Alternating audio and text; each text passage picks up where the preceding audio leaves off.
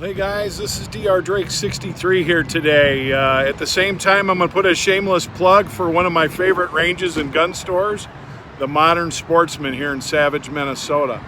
Anyway, we're going to do a little bit of a talk today about Plus P ammo as it relates to some of the older non-Plus P rated firearms. I'm going to have a discussion with a little bit of shooting, my thoughts, as well as some statistics. I don't think this is a question about putting to end any kind of age-old myth or anything like that. It's just about getting you guys some good information about decisions you might want to make if you're carrying a 38 Special. There's a lot of snub noses that fall into this category, like the model 36-7 I just recently picked up. Do you want to carry that with Plus P ammo? Do you want to shoot Plus P ammo? And what is that going to do to your gun? You want to drive yourself absolutely nuts? Here's my suggestion. Go buy an older, non-Plus P rated firearm. Pick a caliber, say like 38 Special. One that you want to try to figure out how to squeeze a little bit more energy out of in terms of getting expansion and so forth, especially out of a 2-inch barrel. Then go on the internet and start doing some research to figure out whether or not it's safe to shoot Plus P rounds out of that firearm. Boy, you'll have some fun. We're going to talk about that today. This should be interesting. Here's a particular guy on the internet that says, no problem, the 36-7 was made to handle Plus P, don't worry about it, but it can't be verified. Now, a lot of the big caliber firearms are built to handle a lot. People will talk about Rugers, and here's a Super Blackhawk in 44 Magnum. And Ruger's ability to handle anything you throw in it, and if you look, this just has an incredibly stout, beefy frame that's going to withstand any kind of hand load you can put in it, any kind of round. There's not a 44 Magnum round in the world this thing isn't going to handle. Similarly, one of the stouter 357s out there are the 686, or in this case, the 586 series from Smith & Wesson, and it's got the full lug underneath. It's got a lot of weight to it. This is a heavy firearm, a real heavy firearm. Because of that, you can shoot some real heavy loads in it, and you don't have to worry about pressures that are going to damage the firearm. Well, when you get into some of these smaller firearms, like these snub-nose 38s from Smith & Wesson, they're not built as stout. And I'm going to show you in a minute how the modern version of this, which is called the J-frame, has got a little bit of reinforcement, a little bit of extra size to account for heavier loads. So we're going to take a look at a couple modern J-frames. This one is the classic Chief Special original J-frame. This one, which was manufactured very recently, is what's called the Magnum J-frame. And there's a couple differences. First, I'm going to call your attention. This is most easily detectable looking at the length of this frame right here and how much of this hammer is exposed. And then I want you to compare, and you can see it looks like there's a shorter hammer, or that this was Bob compared to this one, and it wasn't. What happens is this part right here, which you can see is from the back to there is roughly that length. You can see that this is about 1/8 of an inch longer in the frame. So they've stretched the frame. A couple other things to look at is if you look right here, there's a little area where that's reinforced on the corner. And now look right here. All the way up and down, that's further reinforced. Okay, and that's just the way that they're building them. And just to give you purposes of comparison, that's what they do on this big honkin' L frame as well, on this 357 586. Okay, So it's just reinforcing the frame is what they're doing there, okay? You don't have that on this particular firearm. So now this one is made out of an aluminum alloy, okay? So it's nowhere near as sturdy as this steel, carbon steel. However, it should be noted that this is rated for plus P ammunition. Back when this was made, they didn't talk about such things. Not really. I mean, plus P existed, but it just really wasn't the thing that it is now. Now, they were shooting FBI loads, which were hotter than most of the plus P that you can get. And I've asked this question of a number of folks that are in the law enforcement community, and they've been shooting hot loads out of these style revolvers for years. So here's some different ammo I shot at the range today, and I'm going to shoot some plus P right now, and you're going to see that this firearm does not blow up. I will point out that the plus P ammo I shot actually had less felt recoil than the Rocket, which was in a standard pressure 38 special loading. First thing I want to do is right off the bat state emphatically what's not going to happen. If you put a plus pressure round in a J-frame snub nose, any J-frame snub nose, it's not going to blow up when you shoot it. It's not going to happen. These are tool steel parts, not MIM parts like today. This particular one is built in 1994, and it's as stout as you can get, okay?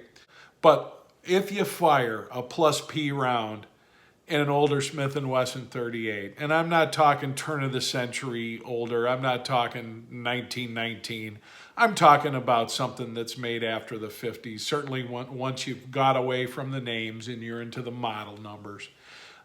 You're not going to blow up the firearm. Now, if there's some kind of defect that's borderline and, you know, regular ammo doesn't quite get it there and a little bit more pressure maybe does, I guess so. But in a working, non-defective Smith & Wesson revolver made after the 1950s, you put plus P rounds in it, it's not going to blow up. It's not going to come apart in your hands. I promise you. Now, having said that, somebody's going to come along and they're going to say, yeah, but I saw this picture of this guy that... No. I don't want to hear about that stuff, guys. Now, let's talk about what plus P is, okay? This is a plus P round, okay? This is a standard 38 Smith & Wesson. Special. Same size cartridge. You've got a slightly taller bullet here. One's hollow point, the other's not. Same exact case length. So how is it that this one, plus P, could potentially blow your gun up or ruin it, and this one doesn't? Well, it all has to do with the powder that's loaded in. What I just showed you with the regular is this stuff right here. And this is made for cowboy action shooting. It's specifically loaded, low pressure, it's light, and it's meant to have as little of a kick as possible because you're shooting at steel targets, which are usually pretty close. So you don't want a lot of force behind that.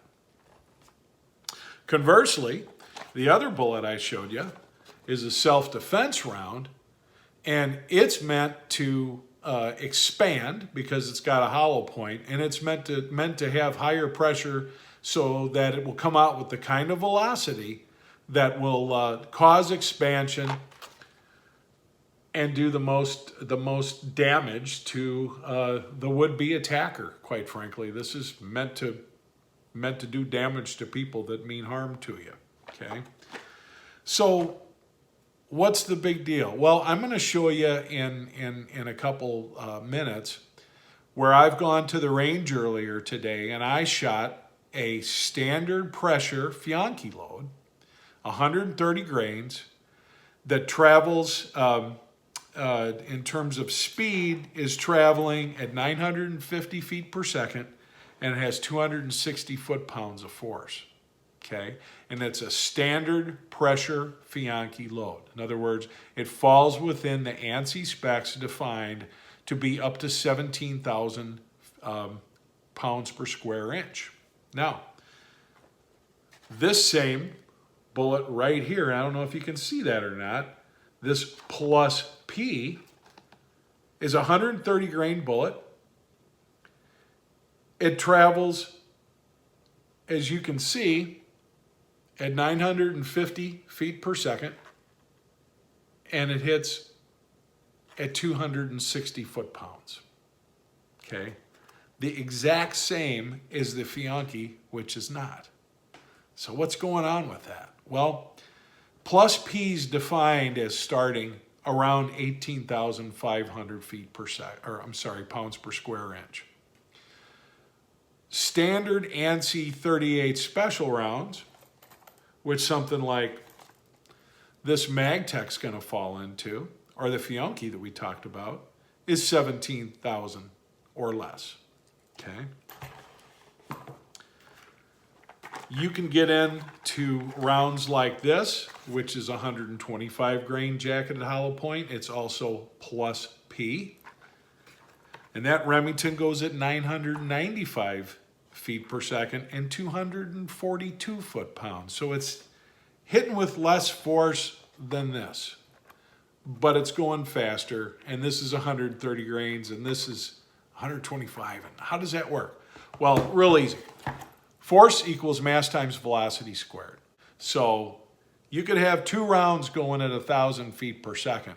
However, if one of them weighs a little bit more, that number's squared, and you can actually get quite a bit more force measured in foot-pounds. Okay, I know it can be a little confusing.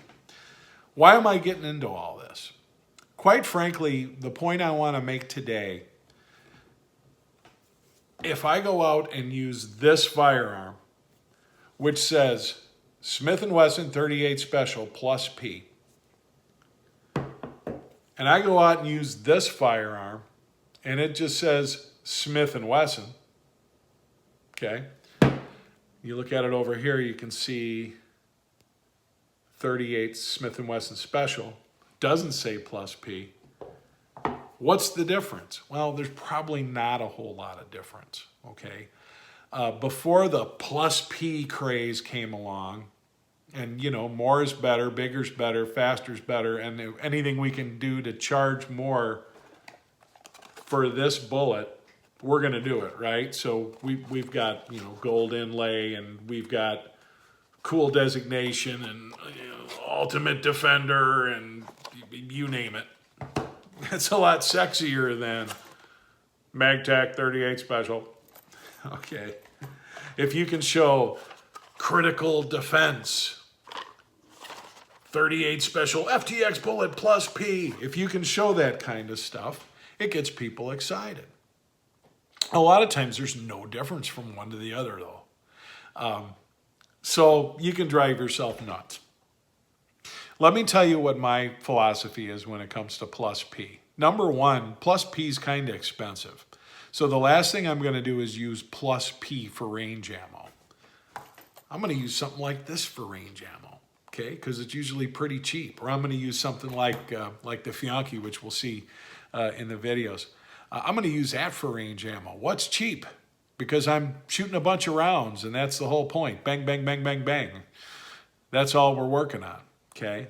But when it comes to personal defense, especially in these snub nose where you've got, you know, less than 2 inches of barrel, which means the amount of barrel there is to travel for that round and the pressure to build up and increase maximum velocity is a lot less. So you're looking for any advantage you can get. When you have a 7-inch barrel, there's all this room to increase the pressure behind that round, to increase the velocity. It gets a couple more turns on the twist rate, the whole 9 yards, okay? That's why a 44 Magnum out of a 20-inch barrel or 22-inch barrel is going to be that much faster and accurate still. So when we're talking about these smaller firearms like this and like this, what you want to have is any advantage you can get to get a little bit more out of that velocity.